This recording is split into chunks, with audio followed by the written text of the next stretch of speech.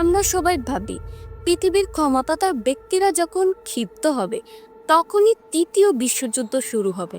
কিন্তু যদি বলি ইতিমধ্যে তৃতীয় বিশ্বযুদ্ধ শুরু হয়ে গেছে, কিন্তু আপনি টের পাইনি।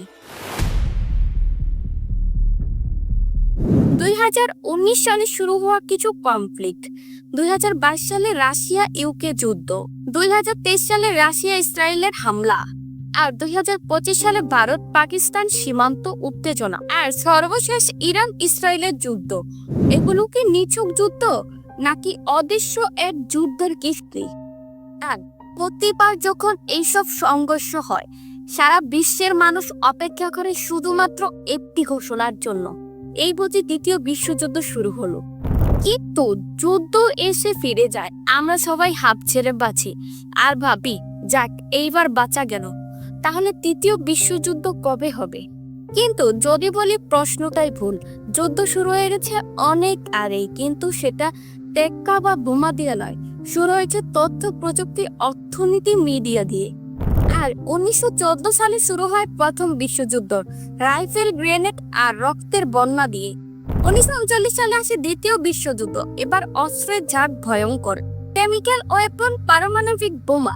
তারপর 85 বছর কেটে গেল, কিন্তু যুদ্ধ থেমে থাকেনি। এখন যুদ্ধ হয় ইন্টারনেটের মাধ্যমে, সোশ্যাল মিডিয়া, স্মার্টফোনে, পোস্টে আর ফেক ভিডিওতে। এই যুদ্ধের প্রধান অস্ত্র হচ্ছে এআই, ডিপফেক।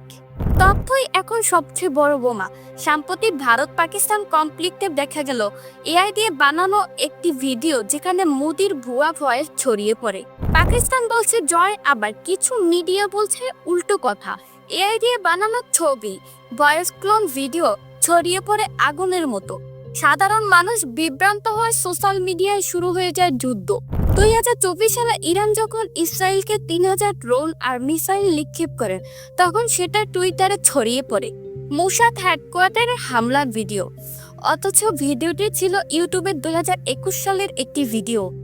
এখনকার যুদ্ধ গোলা বারুদ নয়, এখনকার যুদ্ধ হচ্ছে বিভ্রান্তি।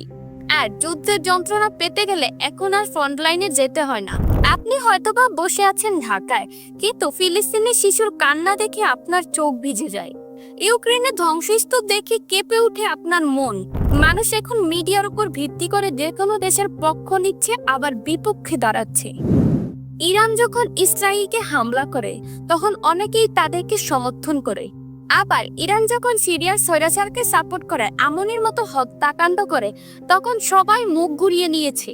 ডারহাম ইউনিভার্সিটির একটি গবেষণায় উঠে এসেছে, যুদ্ধকালীন আতঙ্ক ছড়িয়ে পড়ে মানুষের মাঝে করোনার থেকে বেশি দ্রুত। ভারত পাকিস্তান সংঘাতে বাংলাদেশের মানুষও আনুমানিক ভিত্তি আলোচনায় ভয় পেয়ে গিয়েছিল, কারণ ইন্টারনেটের কথাগুলো বলছিল বাংলাদেশও নাকি বিপদে আছে। এখন আর সীমান্ত মানুষকে রক্ষা করতে পারে না, বোমার শব্দও শোনা যায় না, কিন্তু এর ধাক্কা টের পাওয়া যায় হাজার মাইল দূরে। একটা দেশকে ধ্বংস করতে আজকাল শুধু শুল্ক বাড়ালেই হয়।